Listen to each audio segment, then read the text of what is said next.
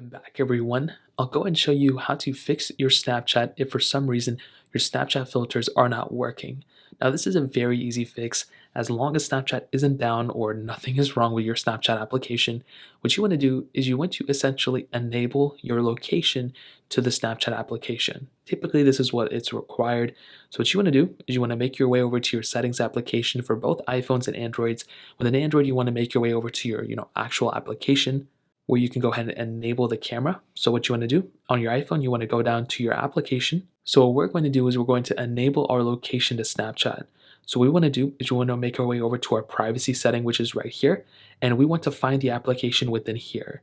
So what we want to do is we want to click on location services. And as long as the location services are on, you should be good to go.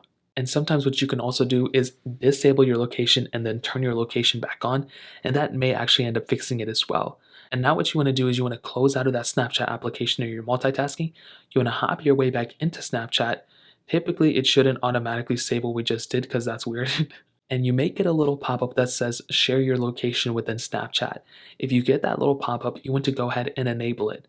Now, once you enable it, you should be good to go and you should be able to see all of these filters that you have access to.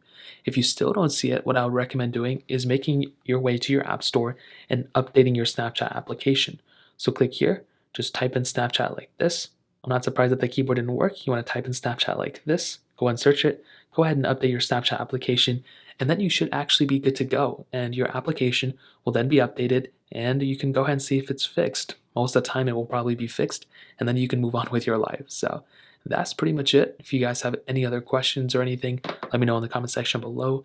Hit the like button, that would mean so much, but definitely hit that subscribe button. More importantly than everything else, I love every single one of you guys. Hopefully I'll catch you guys in the next video. Peace out till then.